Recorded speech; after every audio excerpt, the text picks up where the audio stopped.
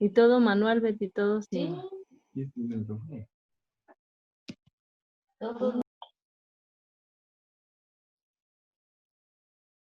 Estamos listos, hermano Ray. Estamos listos, pastor. Ok. Buenas tardes, hermano Raibel. Buenas tardes, hermanos, nuevamente. Buenas noches. Vamos a dar inicio a esta plática informativa.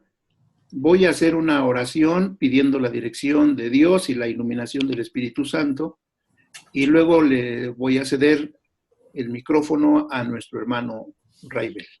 Oramos.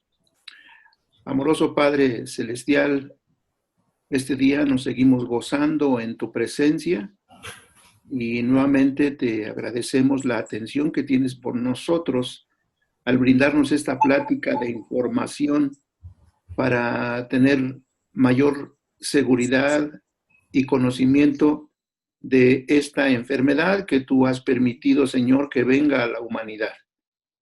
Ilumina a nuestro hermano, sé con él y ayúdanos a crecer en el conocimiento de este tema. En ti esperamos, como siempre, y te agradecemos nuevamente la atención tan especial que tienes por nosotros este día. En el nombre de Jesús oramos. Amén. Adelante, hermano Ray. Buenas noches a todos. Me da gusto ver algunas caras que hace un montonal ya no veía. Y bueno, esta plática viene como una inquietud de algunos hermanos por saber qué hacer y cómo prepararse. Y aunque no soy el más experto en el tema, pues he tenido la bendición de tratar a varias personas, a muchos, y gracias a Dios nos ha ido bien. Y la intención es conocer porque a veces cometemos errores justo porque no conocemos. Entonces, pido a Dios que conozcamos y que abramos nuestros corazones para platicarlo sin miedos y que después de esto tengan un poco más de conocimiento de lo que hasta ahora sabemos. Solo como medida general, voy a dar la plática tratando de abarcar pues los mayores temas que a mí se me ocurrió que podríamos tener como dudas. Les voy a pedir que si tienen alguna duda o alguna inquietud, la pongan en el chat de la plataforma y Cari al final hará como un resumen y me hará las preguntas y las contestaré. Esto para que no haya desorden. Entonces, vamos a empezar.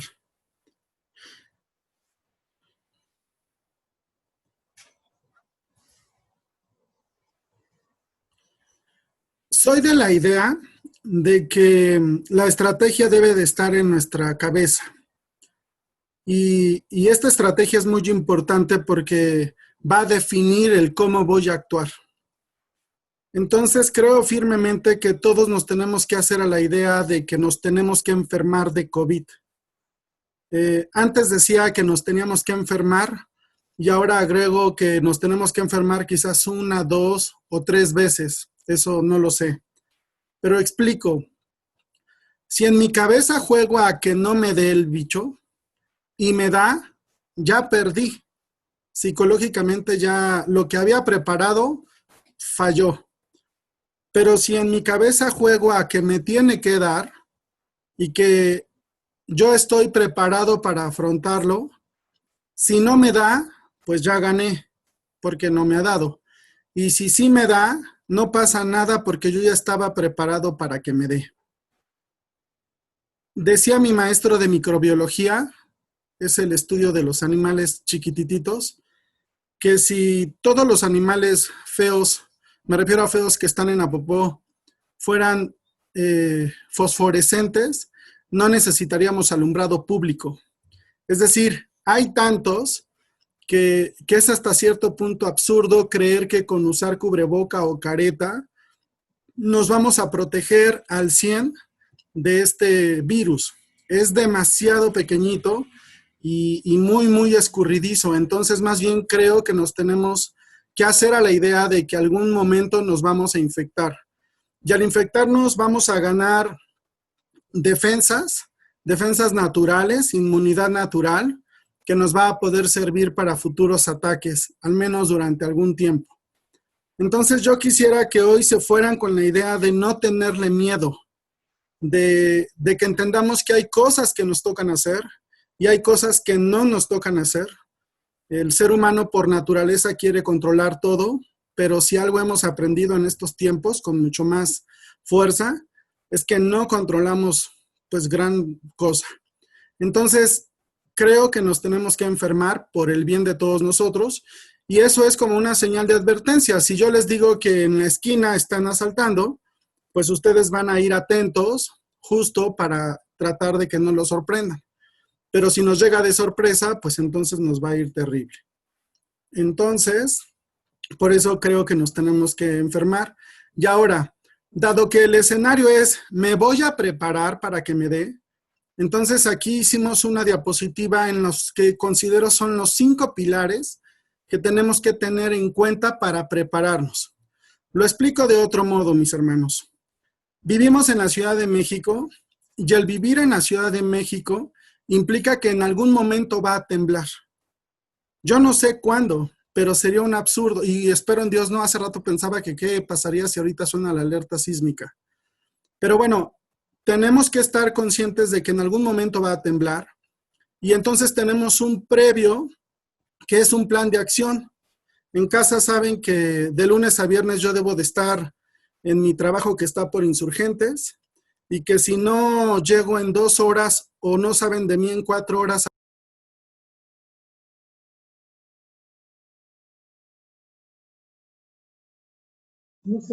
No se escucha. Perdón, tenemos una maleta con los documentos importantes, tenemos algunas ubicaciones de donde nos reunimos y en el trabajo hacemos simulacros y hacemos paradas de abajo de ciertas vigas porque es lo que nos toca hacer. Pero ¿cuándo va a temblar? ¿Qué tan fuerte va a temblar? Si se ha de caer el edificio en donde estoy y si he de morir. Estos tres no me tocan a mí. Entonces lo mismo pasa con COVID. Yo tengo que prepararme porque en algún momento me va a dar. ¿Cuándo me voy a infectar? ¿Qué tan fuerte me voy a infectar?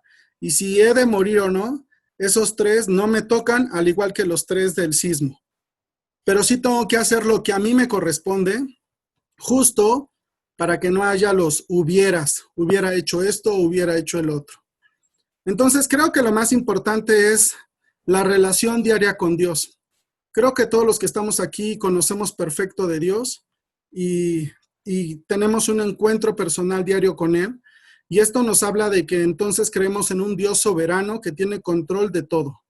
Y que si he de morir por COVID yo, Raibel, está bien, porque así es su voluntad y así está perfecto también para mis hijos y para toda mi familia.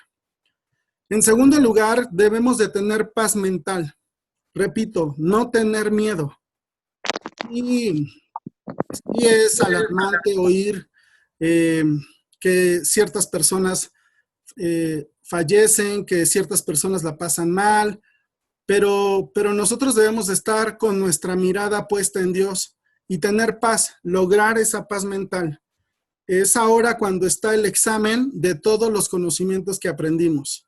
Y cada uno tendrá que afrontarlo y quiera Dios que lo afrontemos de la mejor manera. El tercer pilar esencial es comer bien. Entre más frutas y verduras comamos y entre menos comida no nutritiva dejemos, será mejor porque entonces nuestros cuerpos estarán más fuertes. Entonces debemos de asegurarnos de comer más verduras.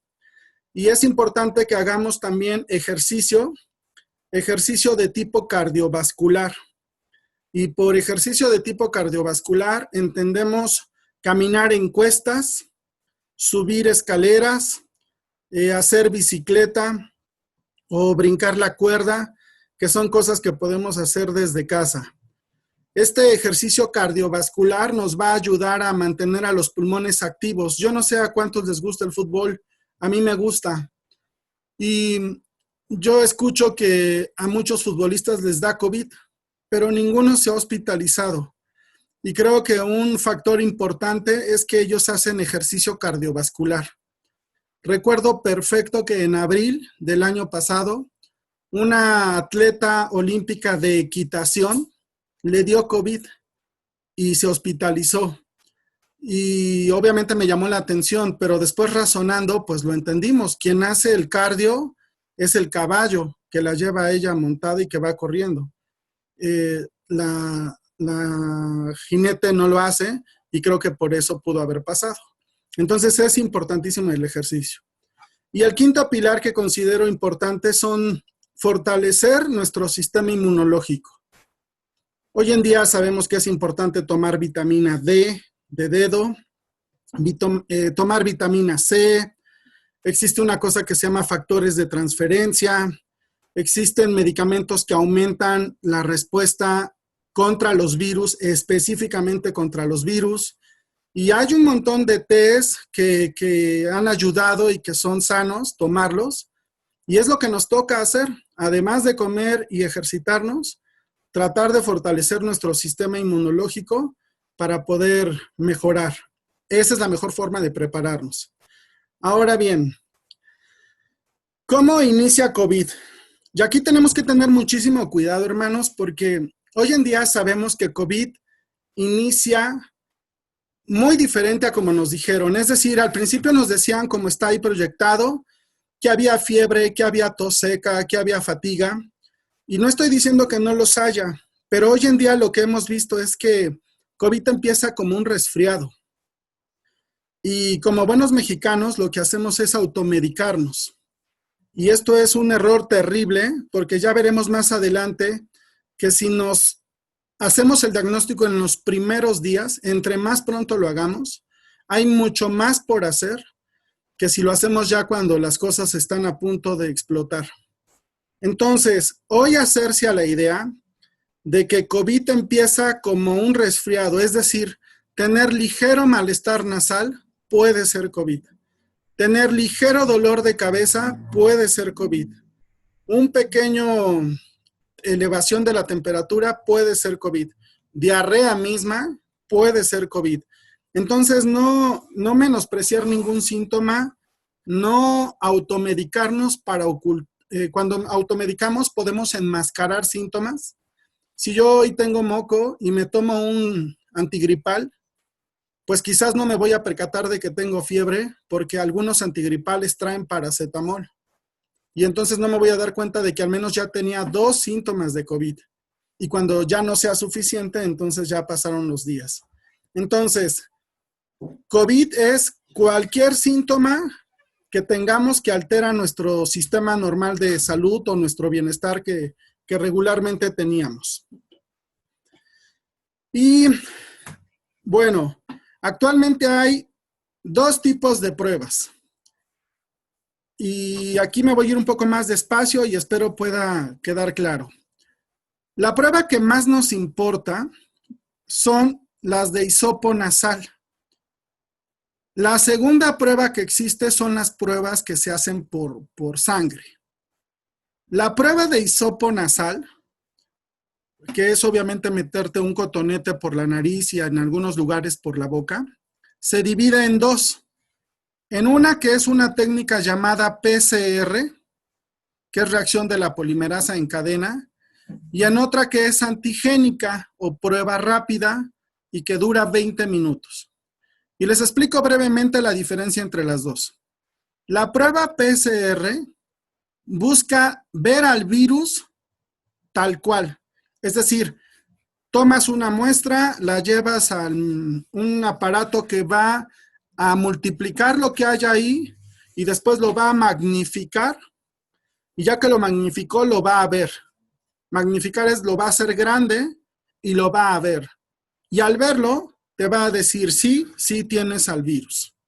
Ese proceso tarda en promedio 8 horas. Pero por cuestiones administrativas y de demanda de estudios, tarda de 24 llegó a tardar hasta 5 días.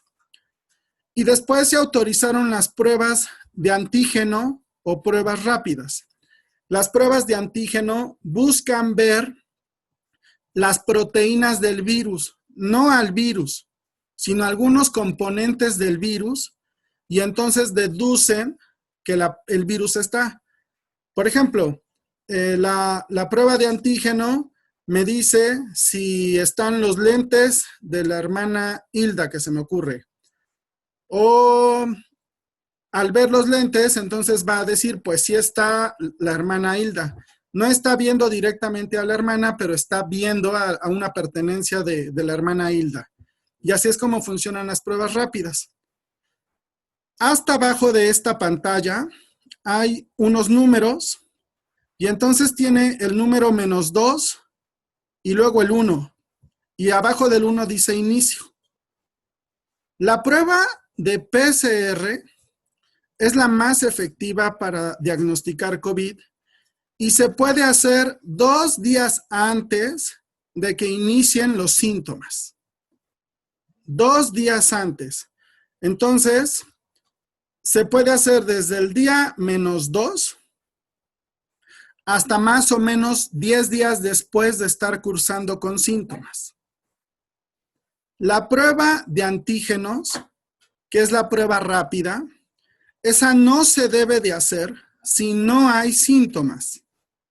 Por lo tanto, su mayor uso es del día 1 hasta el día 5, 7 y en algunos casos hasta el 10. Pero repito, la prueba rápida se tiene que hacer si hay síntomas. Si ustedes no tienen síntomas, no sirve la prueba rápida. Necesitan forzosamente una prueba de PCR. Ahora bien, vamos a pensar que hoy me hablaron del trabajo y me dijeron que una de las personas con las que convivo dio positivo a COVID. Entonces, ¿qué debo de hacer yo? Bueno, como ustedes saben, debo de esperar 14 días, como está ahí en su pantalla. En esos 14 días es el tiempo que debo de valorarme para ver si voy a tener síntomas que me hayan podido contagiar presuntamente por esta persona que yo estuve en contacto. Si yo no he tenido síntomas y quiero hacerme una prueba porque no puedo con la ansiedad, entre el día 5 y 7, el 80% de la gente que estuvo con ella va a tener síntomas o es probable que ya sea detectable en las pruebas. Entonces, yo me debería de hacer una prueba PCR entre el día 5 al 7, pero ojo, el que salga negativo no quiere decir que no me pueda yo empezar a enfermar el día 10. Significa que hasta el día 7 yo no tenía nada y por eso me hice la prueba, pero todavía me faltan otros 7 días hasta cumplir los 14 días. Hoy en día está complicado porque en fase 2, cuando estábamos en fase 2, yo sabía perfecto quién podía tener COVID. Hoy ya no sé, justo fase 3 es que todos somos sospechosos. Por eso soy más aún de la idea de que la prueba se hace solo si tengo síntomas. Como médico en la consulta, de lunes a viernes hago pruebas rápidas y diagnostico a gente con COVID. Y si el criterio fuera porque estuvimos cerca, pues yo les quito el cubreboca, les tengo que ver la garganta, les tengo que meter el hisopo. Entonces la exposición que tengo es bastante. Si el criterio fuera solo porque estuve cerca, pues entonces yo me tendría que hacer una prueba diario. Y ni mi hermosa nariz ni mi bolso lo aguantarían. Entonces la prueba solo se hace cuando hay síntomas. Repito, a menos de que esté muy, muy ansioso, hacérmela entre el día 5 al 7 de que estuve en contacto con esta persona. Y la siguiente prueba, como les comentaba, es la prueba de sangre. La prueba de sangre no sirve para saber si en este momento tengo COVID. Solo sirve para saber si tengo anticuerpos. Y básicamente hay dos tipos de anticuerpos. Tener anticuerpos significa que ya me dio la infección. En algunos casos dio muy pobre y no se dieron cuenta de los síntomas, y en otros dio muy fuerte. Pero quien tiene anticuerpos ya tiene exposición con la infección. Y hay dos tipos de anticuerpos. Los anticuerpos M, que son mañaneros, que son los que primero llegan. Quien se hace una prueba de sangre y sale con anticuerpos M, quiere decir que hace unos pocos días lo tenía y quizás todavía lo siga teniendo y está obligado a hacerse la prueba por hisopo nasal. Estos anticuerpos M más o menos desaparecen entre el día 20 al 30. Y después siguen los anticuerpos G de gato, que son tardíos, que más o menos aparecen por el día 17 y que son los que queremos tener todos, porque esos anticuerpos G duran meses. ¿Cuántos meses? No lo sabemos. Les platico, en julio, a finales de julio, nosotros tuvimos ya acceso a las pruebas en sangre y me hice una prueba por anticuerpos y resulté con anticuerpos G. Eso significa que ya me había dado COVID, pero no puedo precisarles cuándo me dio porque no tuve síntomas muy importantes y yo no me percaté hasta que me hice la prueba por anticuerpos.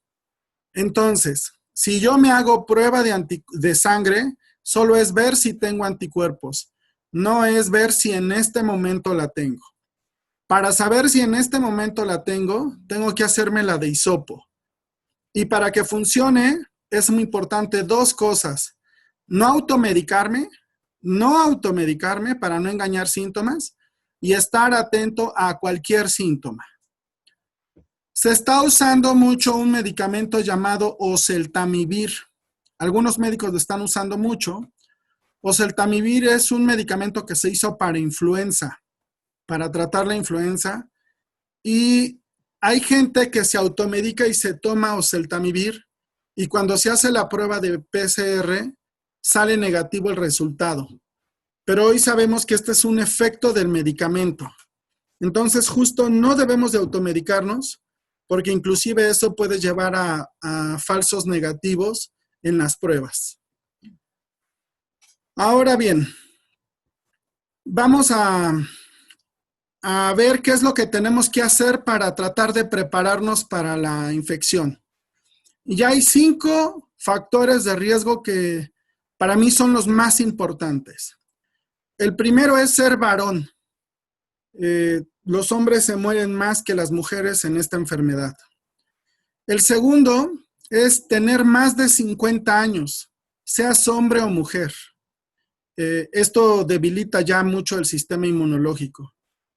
El tercero es que tengas sobrepeso importante. El cuarto es que fumes. Y el quinto es que no hagas ejercicio de tipo cardiovascular. Estos para mí son los más importantes. Después de estos 5, ya viene si padeces de presión o de diabetes o de cualquier otra enfermedad que pongas. Pero a lo que quiero llevarles es que tenemos que hacer un análisis de estos factores. Entonces, obviamente el primero, que es ser varón, y el tercero que aparece aquí, que es la edad, pues esos no son modificables. Pero sí es modificable el estar gordito, el no hacer ejercicio, el fumar y el tener en control las otras enfermedades, la presión, la diabetes o la que pongan. Cuando va alguien conmigo a la consulta, pregunto estos 5 y de acuerdo a los que sume es el porcentaje que tiene. Por ejemplo, si es varón, si tiene más de 50 y si está gordito, pues ya tiene 60% de probabilidades de complicarse. ¿Y por qué es importante esto? Porque no hay receta para COVID y no vamos a tratar igual a una persona pequeña, a una persona joven o a una persona de 50 o a una de 70.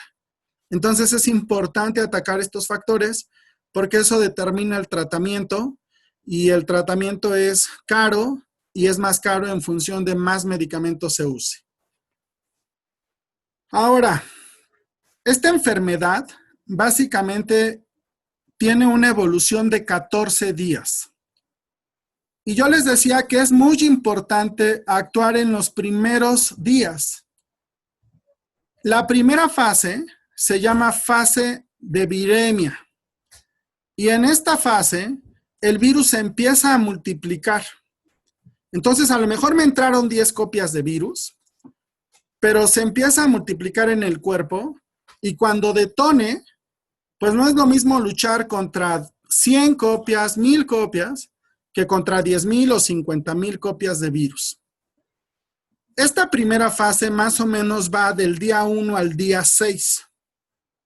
Y repito, yo puedo tener síntomas, pero estos síntomas suelen ser tranquilos, como si fuese un resfriado o una infección.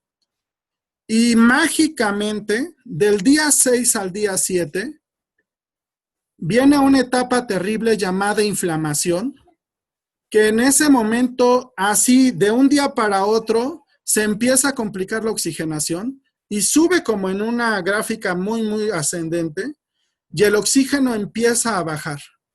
Y si yo no me preparé bien en la primera fase, puede ser que mi pulmón se inflame tanto que ya no se expanda y entonces llegue a necesitar intubación. Esta segunda fase llamada de inflamación más o menos dura del día 7, 8, 9 y 10. Si yo no hice nada a tiempo, entonces en estos 4 días será lo más terrible y dependiendo de cómo me pasaron en estos días, vendrá la última fase que es la de convalecencia. Hablo de gente que no se hospitalizó, de gente que no requirió hospitalización. De gente que requirió hospitalización, es tal como lo ven en la diapositiva que está ahí. Empieza leve y sigue en la línea roja y va en aumento, en aumento, en aumento hasta que llega a ser terrible. Ahora, esta enfermedad tiene 2 complicaciones importantes. La complicación número 1 es la inflamación del bronquio. El bronquio, de ser un tubo, se hace chiquito porque se inflamó. Y eso complica más que pase el aire. Al inflamarse, sangra. Y al sangrar, se forman coágulos que tapan. Entonces, las 2 complicaciones de esta enfermedad es la inflamación y la formación de coágulos. Y si en los primeros días tú no diste suficiente desinflamante y anticoagulante de acuerdo a tus factores de riesgo, te vas a complicar terriblemente. Y justo hoy lo que estamos viendo es un desabasto de medicamentos de este tipo, porque es de lo que más se necesita tener a la mano. Yo lo veo de forma casera, que en los primeros 7 días te vas a empezar a pelear. Y entonces empiezas así de, ¿qué traes? ¿Qué? Lo que quieras, empujones y cosas parecidas. El día 7, 8, 9 y 10 empiezan los guamazos. Y si en los guamazos solo fueron golpes leves, pues mi convalecencia será muy corta. Pero si en la época, en la fase de los golpes, me fracturaron la nariz, entonces tendré que durar más mi convalecencia para recuperar mi fractura. Y peor aún, si no solo fueron mis huesos, sino también hubo ruptura de vísceras, pues entonces a lo mejor en una de esas ando perdiendo la vida o mi convalecencia durará muchísimo más, muchísimo más. Entonces es bien importante actuar a tiempo para no complicarnos y ver los factores de riesgo. Ahora bien, todo lo que define a esta enfermedad es la oxigenación. Y como ustedes saben, lo que tenemos que tener cuando nos ponemos el oxímetro es de 90 para arriba. No importa que yo tenga 90%, no necesariamente tengo que tener 96, 98. En la Ciudad de México, por la altura de la ciudad, teniendo 90 es suficiente. Si yo tengo entre 89 y 85% de oxigenación, además de los medicamentos primarios, que ahorita los vamos a ver, necesito usar medicamentos nebulizados. Es decir, medicamentos que se evaporan en un aparato y que llegan a mí por una máscara de mascarilla y ahí los voy tomando. Y también necesitaré oxígeno y una placa de tórax. Y con esto busco mantenerme, idealmente volver a subir a 90 o más, pero si no, quedarme entre 89 y 85%. Y si yo, a pesar de haber hecho esto, no estoy mejorando y lejos de eso está decayendo mi oxigenación a menos de 84, sí deben de considerar atenderse en un hospital. Quiero hacer aquí una aclaración que para mí es importante. Hoy en día, tristemente, en un hospital público, de cada 3 personas que van, una fallece. Y esto no es porque haya mal médico, sino es más bien por la carga de trabajo impresionante que hay y por la escasez de medicamentos. Y segundo, en los hospitales no se puede nebulizar. No se puede nebulizar porque las partículas se pueden perder y entonces contaminar. Entonces en los hospitales se intuba y se manda medicamento por vena. El problema que yo en lo personal veo de esto es que si yo mando un desinflamante por vena, no va específicamente al pulmón, que es a donde yo quiero que vaya, sino va a desinflamar lo que esté inflamado del cuerpo. En cambio, al nebulizar, pues sí estoy tratando de que entre solo a la vía aérea, que es a mí a donde me importa. Eso solo como una consideración para tratar de no llegar a hospital y entonces de hacer todo lo posible por tener todos los insumos en casa para tratar de atenderlo desde casa o atenderme desde casa. Hay gente que llega a tener 80% y no pasa nada. Y en mi experiencia he tenido a pacientes con 47% y por la gracia de Dios están bien. Pero repito, pues eso ya es muy bajo y sí es importante aprendernos estas cifras para tomar decisiones y poder actuar a tiempo. Sí. Luego entonces, ¿qué es lo que deberíamos de ir preparando en casa?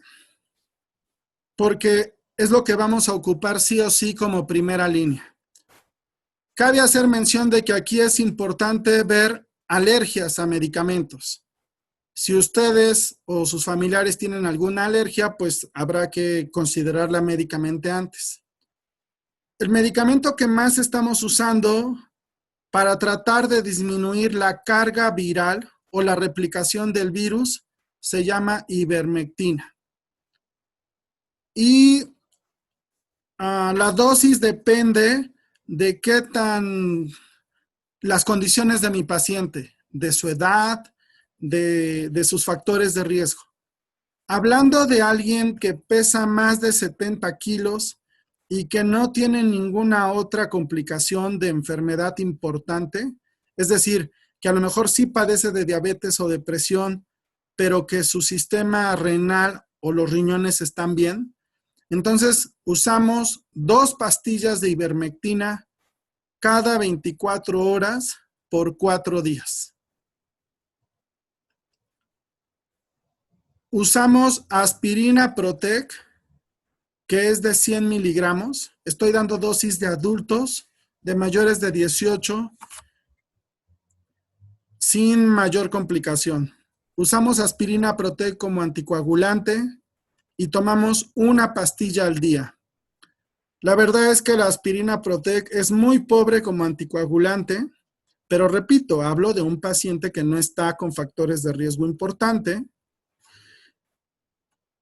Y usamos un desinflamante llamado ibuprofeno. Y entonces ahí estamos atacando a las 2 complicaciones más importantes de esta enfermedad: la coagulación y la inflamación. Si llegara a haber fiebre, eso significa que el cuerpo está siendo agredido no solo por el virus, sino también por bacterias oportunistas. Y entonces tenemos que usar un antibiótico llamado acitromicina. Y dependiendo de la persona y de la fiebre, podemos usar una tableta al día por 6 días o una tableta en la mañana y en la noche por 3 días y luego otros 3 días, una al día de refuerzo. Y es bueno tener también un aerosol llamado beclometasona, que es ese que está ahí. Deben de tener mucho cuidado porque queremos aerosol bucal, no nasal, no spray nasal. Queremos beclometasona en aerosol y es como el dispositivo que usan los que padecen asma. Y este es un esteroide, que es una clase de medicamentos que nos va a desinflamar. Y al desinflamarnos nos va a desinflamar los bronquios y al desinflamarnos nos va a permitir tener mayor capacidad de oxigenación. Aquí falta, pero no lo metimos aquí porque era en suplementos, tomar vitamina D de dedo. Hay 2 marcas de vitamina D.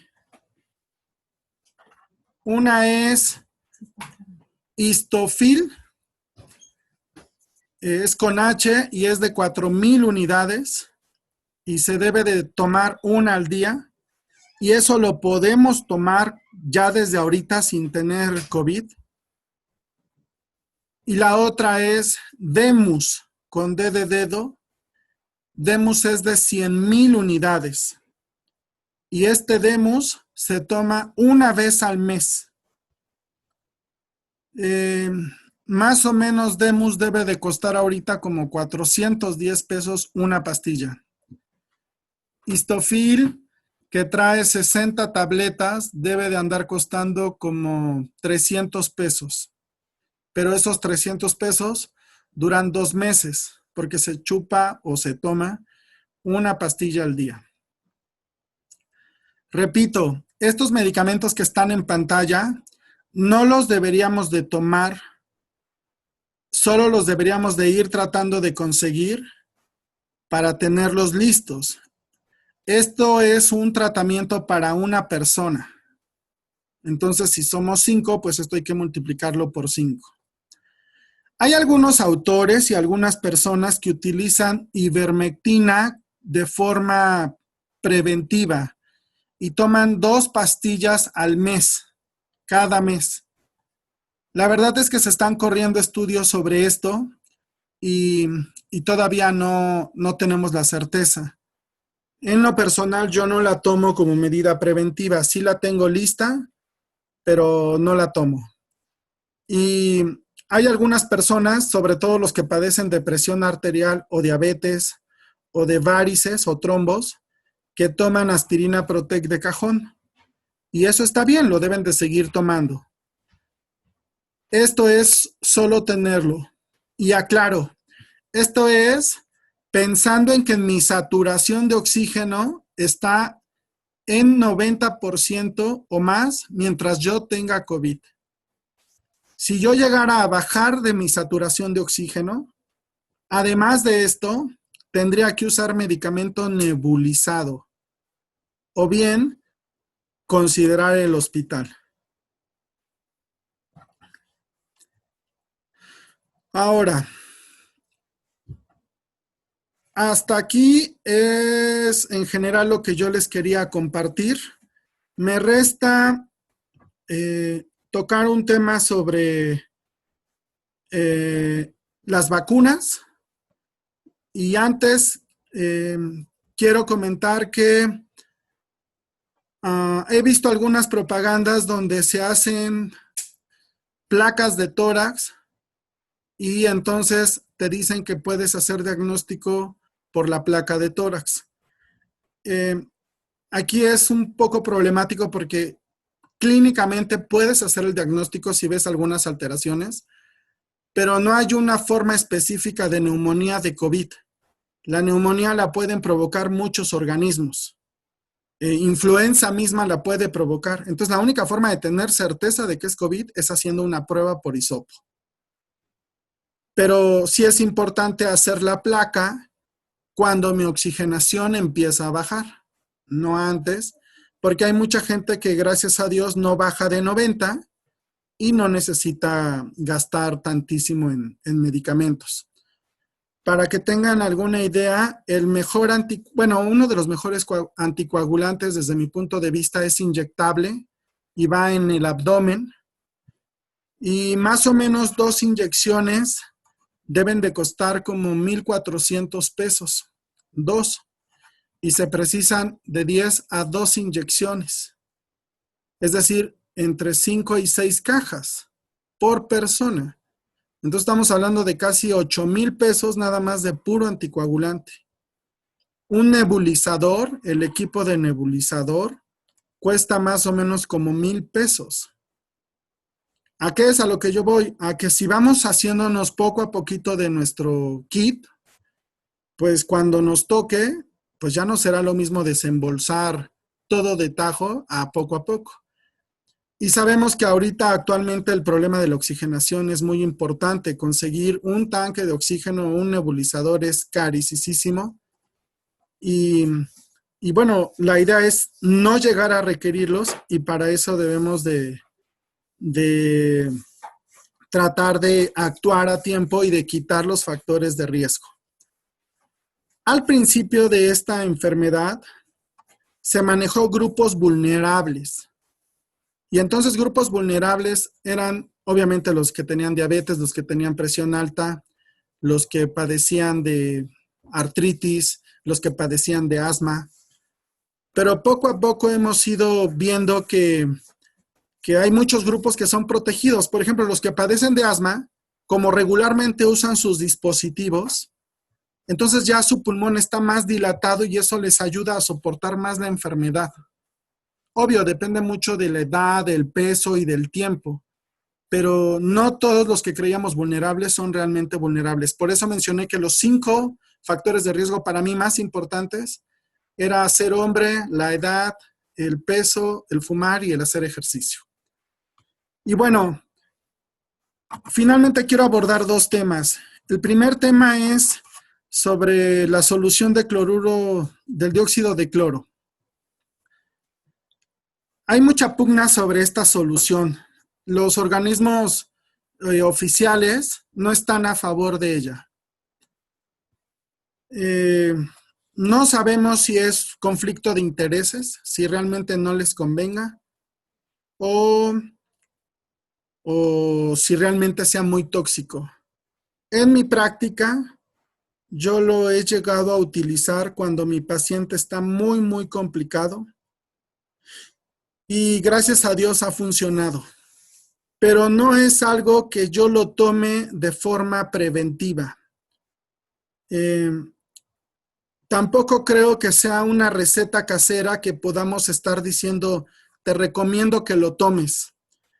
Tristemente en nuestro país, cuando algo se empieza a sonar que funciona, se hace y no sabemos el origen. Entonces sí me he tocado con soluciones que no traen la concentración adecuada o que no son lo que dicen ser. Y entonces se quema el esófago y se quema el estómago. Y también a la larga pues puede provocar muchos otros daños a órganos. Yo no me atrevo a recomendarlo como una receta. No hay o sea, no es como les voy a decir cómo hacer albóndigas y lo hacemos igual. Tiene que haber consideración de la persona, de los factores de riesgo de cada individuo. Entonces, si lo usan o no, pues obvio es decisión suya, pero asegúrense que venga de una fuente que de verdad sea la correcta. Y yo creería que no es una solución que se debe de tomar todos los días de forma preventiva. Hay gente que le cae muy mal, que le provoca diarreas. Hay gente que pierde o se lastima más la garganta y lo irrita mucho más. Si las mismas gárgaras con vinagre están haciendo eso, entonces mucho cuidado con esto. repito, yo lo utilizo cuando mis pacientes están muy, muy complicados y obviamente por un tiempo corto. Y el último tema que quiero abordar antes de sus preguntas es el tema de las vacunas.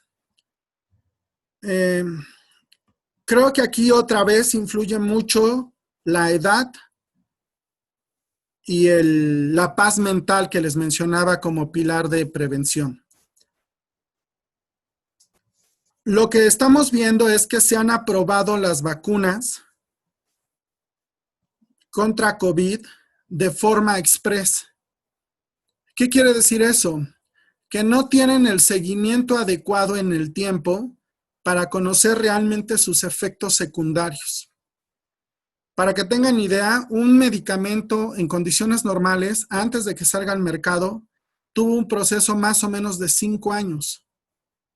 Se utilizó en animales, después se utilizó en gente enferma, después en gente sana y después en poblaciones especiales, es decir, embarazadas, pacientes con problemas de riñón y pacientes con alguna otra enfermedad asociada. Y después de todo eso, más o menos 5 años, se presenta el estudio a la autoridad sanitaria y la autoridad sanitaria lo revisa y dice, va. Pero hoy lo que estamos viendo es que se aprobó de forma express. Es decir, si ustedes les preguntan, oye, ¿y se puede usar en embarazadas? Pues te van a contestar que no, porque no se ha hecho el estudio para utilizarlo en embarazadas. Y si ustedes dicen, oiga, pero yo tengo insuficiencia renal, ¿la puedo tomar? Bueno, ¿me la pueden aplicar? Pues también no hay el estudio adecuado. Las pruebas rápidas, por poner un ejemplo, dice COFEPRIS que se valida su uso como apoyo a la pandemia, pero que tan pronto acabe la pandemia, queda cancelado el permiso y entonces se tendrá que presentar un nuevo estudio para ver si la funcionalidad o no. Y eso es lo que está pasando con las vacunas. Las vacunas están viendo si aumentan anticuerpos o no aumentan. Pero los efectos secundarios no los sabemos. Entonces, si va a dar efectos secundarios en 6 meses, en 1 año, en 2 años, no tenemos certeza de eso. Luego, entonces, a manera personal, tengo 46 años y no me pienso poner la vacuna. No me la pienso poner porque, repito, no tiene desde mi punto de vista el estudio para saber los efectos secundarios. Pienso que si me la pongo y mi expectativa de vida es 75 años, o sea que me faltan como 30, y en 3 años aparecen efectos secundarios, y estos efectos secundarios son fuertes, pues voy a cargar 27 años esos efectos secundarios. Entonces, prefiero esperarme, prefiero seguir alimentándome, haciendo ejercicio y hacer lo que me toca hacer para ver si los que se los pusieron siguen igual de coherentes y buena onda o no. Ojo, eso hablando de mí. Mi mamá, por ejemplo, tiene 73 años y padece de diabetes. Ya nos está robando el oxígeno, ya está en edad avanzada. Que no me oiga, Dios. Y suponiendo que se lo ponga y en 3 años aparecen sus efectos secundarios y su expectativa de vida es de 80, pues durará de los 76 a los 80 cargando los efectos secundarios. Pero ya son 4 añitos contra 25 que yo tendría que cargar. En resumen, yo no considero que la gente joven se la deba de poner todavía. Cuando digo joven, hablo de 55 años para abajo. Y pienso que arriba de eso, sí deben de considerar cómo se sienten, cómo están. No, hoy mismo no sé cuál es la mejor vacuna. Actualmente se está poniendo Pfizer. Se está en estudio con la china y con la rusa, pero falta la de Johnson & Johnson y la de Astra y otras 5 más. Entonces todavía no tenemos cuál es la que tiene mayor cobertura. Sí se ha visto, por ejemplo, que hay algunas que no causan buena inmunidad en las personas mayores y sí en jóvenes. Entonces creo que todavía estamos muy en pañales y yo no tendría mis esperanzas puestas en la vacuna. Creería que eso no es lo ideal. He terminado y entonces ahora empezaré a contestar algunas dudas que están haciendo a favor de llegar por el chat y si tienen les invito a que las hagan. Dice esta pregunta: si hay síntomas, ¿te debes de tomar una placa pulmonar? Y como se los comenté, creo que al principio no. Si tú mantienes tu oxigenación por arriba de 90 o hasta 90, no tienes necesidad de tomarte la placa. Sí sabemos que hay inflamación en los pulmones, pero mientras tu oxigenación no baje, no hay dato de neumonía franca. No gastes y no vayas a saturar un servicio que ahorita está muy demandado. Siguiente pregunta. Usar gotas de microdacin si ha habido exposición con gente contagiada. Microdacin es una solución superoxidada, es decir, que viene con más oxígeno o la prepararon así. Y se usa mucho como antiséptico, como desinfectante. Y como ustedes saben, pues ahorita lo importante es cuidar la distancia, el cubrebocas y lavarse las manos constantemente. Obviamente, cuando yo veo a mis pacientes, hago estas cosas en la medida de lo posible y mi lugar de trabajo y demás, sí lo trato de limpiar con alguna solución y a veces hasta con mismo cloro. Pero aquí juega un factor importante llamado paz mental. Al principio había gente que necesitaba, antes de llegar a casa, desvestirse y irse derecho al baño, y con eso tenía paz mental y está bien. Hoy en día a lo mejor hay gente que ya no hace tanto eso, que va directo al baño y se lava y se quita su ropa y ya puede convivir con su familia, pero con eso tiene paz mental. Creo que aquí lo importante es qué haces tú para no tocarte, que es lo importante, y ya si te quieres poner microdacin, si te quieres rociar cloro, si quieres lo que quieras, eso no tiene mayor problema. Otra pregunta. ¿Recomienda tomar Gasdem, omega como prevención y gotas nanopartículas? Para los que no sepan, Gasdem es una solución mexicana que patentó una química. Se dice que la actual secretaria de Gobernación la está tomando y esta solución está aprobada por organismos de salud. Creería yo que, como lo dije al principio, sí tiene el sustento para considerarse como suplemento, es decir, así como los tés, como las vitaminas, si la tomas está bien, pero no es lo único, no te aferres a eso. Está bien eso, más otras cosas. Preguntan, ¿una persona con artritis reumatoide puede presentar alguna complicación y es conveniente que se ponga la vacuna? Y otra vez, habría que ver edad. Hay gente que tiene artritis y que usa medicamentos que les bajan la defensa.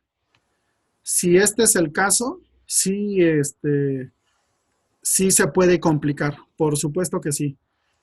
Si no usa tanto medicamento que baje la defensa y no es tan grande, podría no complicarse. Y sobre la vacuna, bueno, pues ya comenté lo de la edad, que para mí es lo más importante. Tomar omega como prevención. Creo yo que todas las vitaminas sirven. Hay un montón ahorita de cosas que son como concentrados de verduras que sirven. Y repito, mientras sea natural, vénganos tu reino, se vale y solo mucho cuidado con las dosis. Otra pregunta. El oxímetro cuando me lo pongo marca 97 pero lo dejo puesto y baja hasta 92 o 93. ¿Esto es normal? Y la respuesta es sí. La forma correcta es estar acostado o de pie, no sentado, porque muchas veces la panza nos comprime los pulmones y entonces no se expande bien. Te pones el oxímetro y lo dejas así con la mano apoyada, 30 segundos, un minuto, y esa es la lectura verdadera. Vuelvo a lo mismo, no importa si es 97, 98, he llegado a tener gente con 99, lo importante es que esté de 90 para arriba.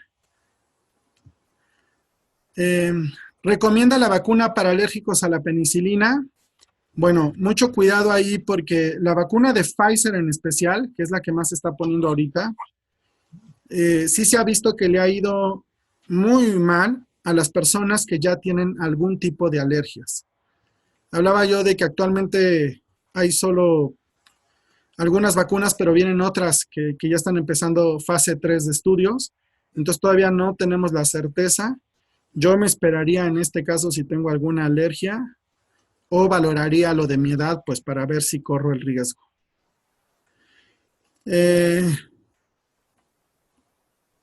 Creo que hasta ahorita son todas las preguntas. Hay una pregunta ahí personal, es de la persona que toma artritis reumatoide y con esos, si ese es el tratamiento que me pone, yo creería que no hay mayor problema. Espero en Dios que no haya complicación. Solo cuidar mucho la alimentación y hacer el ejercicio. Alma Delia, eso. Y paso a otra pregunta.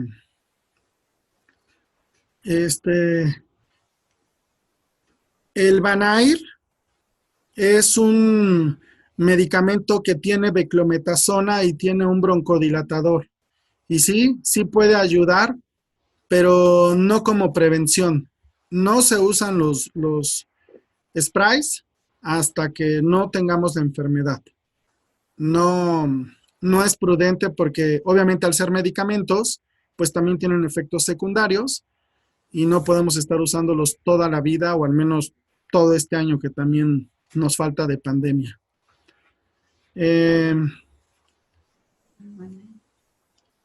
Un punto importante es que yo conté que una de las ventajas de que me dé COVID es que voy a buscar anticuerpos. Entonces lo correcto es hacer 3 pruebas. Una prueba de hisopo nasal para hacer el diagnóstico. Una segunda prueba por hisopo nasal para saber que ya no tengo al virus. Y una tercera prueba en sangre. Esta tercera prueba sería en sangre.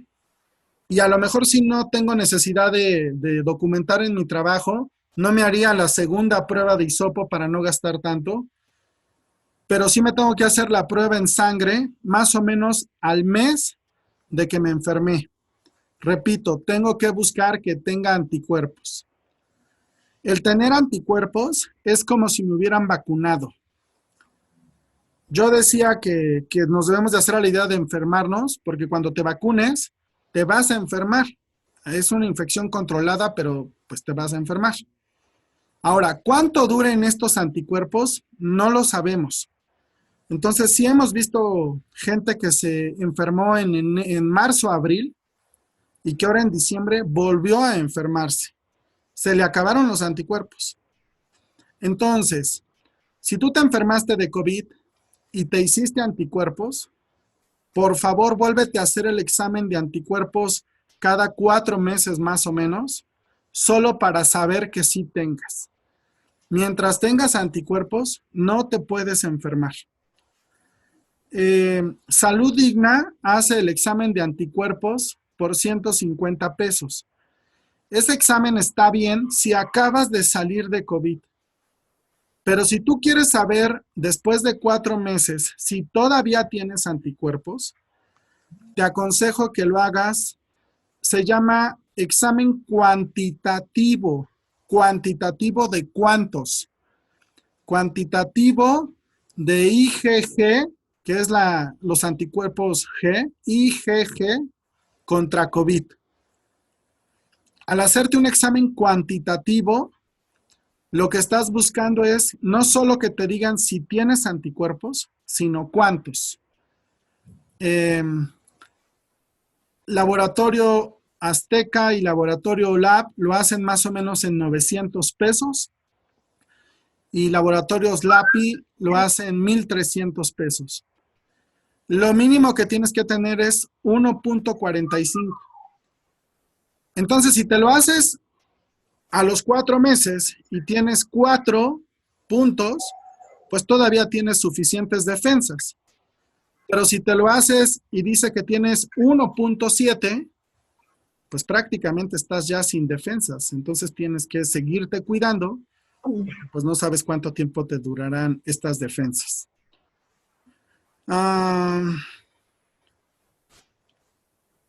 Otra pregunta es... aquí mencionan un medicamento que a mí me gusta muchísimo, que se llama Anaferón. Anaferón es un medicamento de origen ruso, es un medicamento homeopático, es decir, de esta medicina de chochos. He de confesar que yo lo tomo y es para mí un excelente medicamento como preventivo, sobre todo ahorita que estamos en semáforo rojo. Anaferón es unas pastillas que se ponen arriba de la lengua, una al día. Una caja trae 20 pastillas y lo correcto es tomar 1 mes a 3 meses. Después descansar y de acuerdo a la situación esperar si es que está tranquilo el semáforo o si otra vez está fuerte o ya viene la época de frío, pues nuevamente volverse a preparar. Pero repito, no solo con Anaferón, con vitamina D, con tés y muchas otras cosas. Pregunta, ¿hay riesgo en gastritis por Helicobacter pylori? Helicobacter pylori es una bacteria que suele provocar cáncer gástrico y que está muy común en las personas que padecen gastritis. Y el mayor riesgo que tienes de tener COVID y gastritis con Helicobacter es que te vas a lastimar mucho tu estómago, entonces sí tendrás que seguir utilizando los protectores de estómago como son el omeprazol o el pantoprazol o algo parecido. Pero de ahí en fuera pues no hay mayor riesgo. Preguntan que qué complicaciones puede tener una persona con diabetes y enferma de COVID. Y otra vez, depende mucho de la edad, depende mucho de si está gordita y de cuánto tiempo lleva con su diabetes. Entre más descuidado esté, entre más alto manejes el azúcar, es peor. Algo que se me olvidó comentar y que es muy importante, se hizo un estudio en Italia en el que a los pacientes que empezaron con COVID, pero justo cuando empezaron y estaban muy gorditos, se les quitó así de tajo todos los carbohidratos, todos.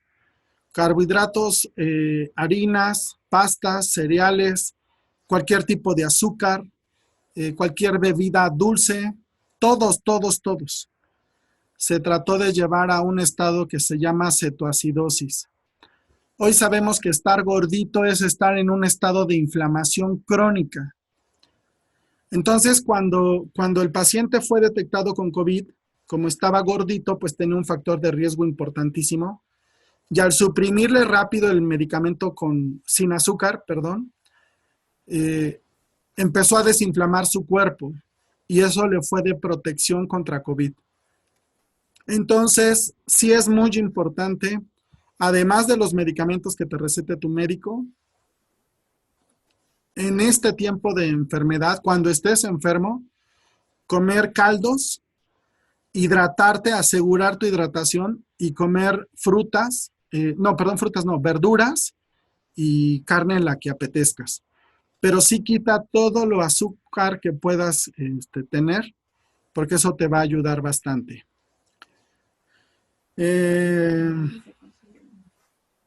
Anaferón se consigue en cualquier farmacia, no se necesita receta.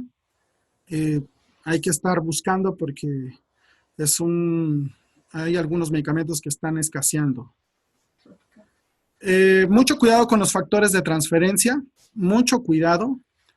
El mejor factor de transferencia se llama transferón, es del poli, y más o menos un factor de transferencia original del poli, que son frascos diluibles, debe de costar como unos 500 pesos, 550 pesos, un frasco. Y se necesitan más o menos como 10 frascos para un tratamiento. Después surgieron otros dos. Uno se llama Petinmune, que más o menos vale como 430, y hay otro. Y después ya surgieron un montón de factores de transferencia. El mejor factor de transferencia es el que es derivado de humano, porque hoy en día hay factores de transferencia de cocodrilo y de pollo. Y tengan mucho cuidado en dónde lo compran. Es bueno, o sea, sí es algo que vale la pena, pero dependiendo de la marca es como la dosis. Hace como 2 semanas conocí un factor de transferencia en cápsulas que se toma una cápsula al día. Pero las soluciones se toman una vez a la semana. Entonces depende de dónde consigan el factor y en base a eso. Finalmente, pues me llamo Raibel. Algunos me han puesto Jaime. Pónganme como quieran, no importa, yo les atiendo. Si ustedes quieren que yo les pueda ayudar en alguna asesoría médica sin mayor problema, les voy a pedir que escriban un número que es el que estoy utilizando mucho ahorita para mis consultas. Es el 55. Lo van a escribir ahorita en el chat. Y si si me llaman y no les contesto, les prometo que en algún momento veré el WhatsApp y lo contestaré. No sé si hay alguna otra pregunta. Y pues ha sido un gusto. Espero que esto haya servido. Espero que no tengan miedo. Por favor, no tengan miedo. Prepárense. Tengamos fe en Dios. Hacemos lo que nos toca. Y si a pesar de hacer lo que nos toca partir, pues gracias a Dios.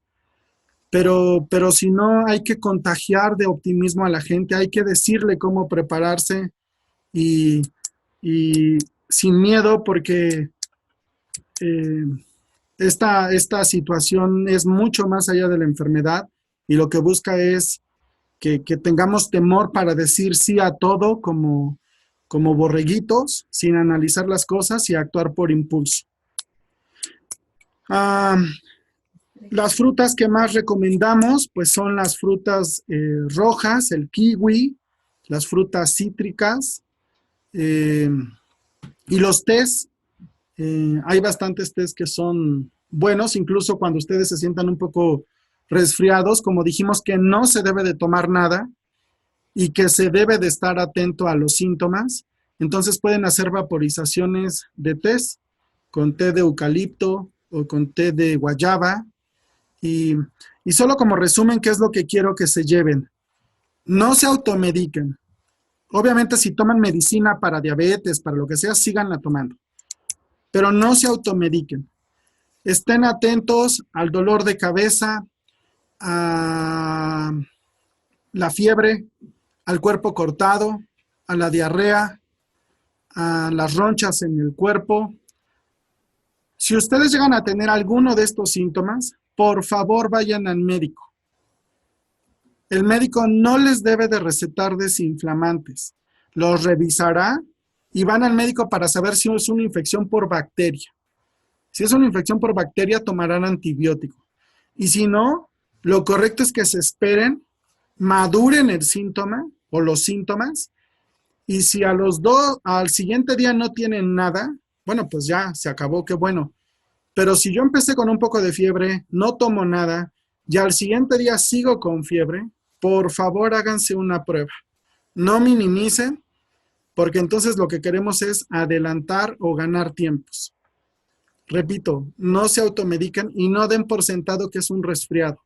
Lo que estamos viendo ahorita es que la gente se está automedicando o que algunos médicos están mandando desinflamantes o antibióticos, y me tocó ver una receta que decía, y ya si no te compones en 2-3 días, hazte la prueba. Pero en 2-3 días pues ya avanzó, entonces entre más pronto actuemos es mejor. No hay receta mágica, el tratamiento va en función de la edad y de los factores de riesgo, pero váyanse haciendo poco a poco de su kit y sobre todo prepárense para esto que nos toca. Dios les bendice y ahí estamos a la orden. Pastor. Muchas gracias, hermano Raibel. Me parece que es muy importante que tengamos en cuenta que esta plática es la respuesta de Dios a las oraciones que hemos estado haciendo. Asumamos con responsabilidad el consejo, la plática, la orientación, el conocimiento que nos ha compartido nuestro hermano Raibel, y pues manos a la obra, manos a la obra. Hermano Raibel, muchas gracias. Tenemos pendiente pues algunos temas relacionados al posible regreso. Nos detuvimos un poco, pero yo creo que poco a poco vamos a ir aprovechando su experiencia. Por lo pronto, hermano Raibel, estando presentes un buen número de hermanos de la iglesia, me gustaría que pues hiciéramos un compromiso todos para seguirnos informando, y si no fuera mucha molestia, como dice el profesor Girafales, entonces que nos puede echar la mano y en unos 20 días volvernos a reunir para ver cómo va madurando este tema y que usted nos vaya con la dirección de Dios guiando. Lo vamos a agendar y estaremos al pendiente. Hermanos amados, muchas gracias. Nuevamente, hermano Raibel, muchísimas gracias, y que el Señor les siga usando y bendiciendo. Muchas gracias, hermanos. Dejemos descansar al hermano Raibel. Ha estado trabajando bastante, tiene muchos pacientes dentro de su trabajo y fuera de su trabajo, y creo que merece descanso. Yo veo que le hace falta un buen consomé. Que lo disfrute. Buenas noches a todos. Buenas noches, gracias. Muchas gracias, hermano Raibel. Muchas gracias. Pero, Gracias, hermano. Buenas noches y muchas gracias por la información. Gracias, Raibel. Gracias a Dios por tu vida. Gracias. yo no tomé el número, hermano. El número a donde debo llamarle a usted directamente y me urge. Es que dice que ella no se le... Está en el chat, hermana Hilda. Ah, sí. Ah, bien. Está en el chat. El número, ¿En cuál chat, pastor? ¿Cuál es en el el chat de la conferencia. Si ustedes le pisan ahí donde dice chat, les va a aparecer una serie de mensajes y ahí está el teléfono. Pues ahora ya no. ¿No quise por qué? Es que quiero ver no sé qué. No, pues quería ver algo rápido. Bueno, Sí. yo no lo encuentro. ¿Me podrían ayudar? ¿Dónde Es que ¿por dónde buscarlo? cuando es en celular aparece... Lo voy a repetir yo, hermanos, si gustan yo lo repito. Es el 55 30 26 32 41. 41. Perdón, ¿26 qué? 32 41. Lo repito. Gracias, pastor. Lo repito, hermanos. 55 30 26 32 41. Aunque yo quería saber más o menos dónde encontrar el chat porque quería poner una pregunta y tuve que molestar a la hermana Francis. No lo encuentro el chat desde la mañana, pastor, en la conferencia. Sí. De las 12 lo busqué, pero no lo encontré porque quería poner ahí de un primo dos primos que estuvieron en la reunión, pero no lo encontré. No sé si me puedan ayudar a buscarlo. Bueno, a encontrarlo, por favor. ¿Nos puede asesorar el hermano Asaf o mi hermana Francis, por favor? Hermana, como es celular, es diferente a los que tenemos la computadora. En la parte de abajo le da clic y aparecen los iconos ahí de micrófono, de video. Y hay uno que dice, o muestra 3 puntitos, o puntitos ahí, para más opciones. Ajá, sí. Y aparece ahí chat o chatear. Algo así debe de aparecer. Ahí le debe de salir. Hacer comentarios no verbales al anfitrión. Y Ajá. tiene una mano, un sí, un no. Y reacciones. Ahí debe de aparecer. Ahí están las opciones, porque todos... Ahí debe de aparecer. Pues sí aparecen otra vez los 3 puntitos. Ajá. Pero le doy ahí y me pone manos, o sea, logos.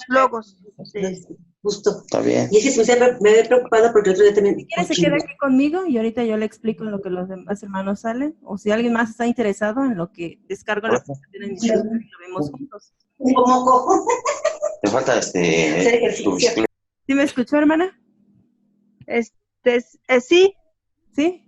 Ok. Digo, pero no, perdón, es que no, sí, mira, ahí donde, como tú dices, son 3 puntitos, ¿no? Ajá. Dice más. Le doy ahí, me aparece un cuadro donde dice arriba, hacer comentarios no verbales al anfitrión. Y tiene levantar la mano, sí, no, ir más, de ir más. Luego otra vez aparecen los 3 puntitos. Y abajo dice ocultar mis videos en la vista de galerías. Eso no sé qué sea. Son otras opciones. Ok, espérame aquí tantito, hermana. No se salga de la plataforma. No. Paula, ahí donde dice participantes, písale. Ajá, exactamente. Ahí ya le pisé, ya le piqué. Ajá, y abajo te va a salir chat.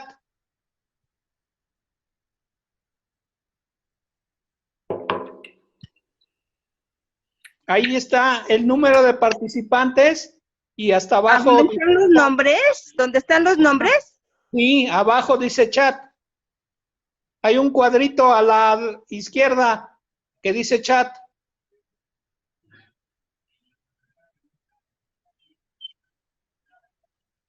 Ah, sí, ya. Ahí písale y ya te despliega la ventana para que puedas escribir. Donde dice, todos pueden ver el texto de usted, ¿verdad? Así dice. Dice, todos pueden ver el texto de usted. O lo puedes enviar a alguien en especial. Sí, ya lo encontré, sí. Sí, ya, muchas gracias. Muy bien, hermana. Gracias, Francis, te agradezco. ¿De qué, hermana? De nada. Buenas noches. Saludos, Paulita. ¿Quién me saludó? Nancy. Ah, saludos. Gracias. Saludos a todos.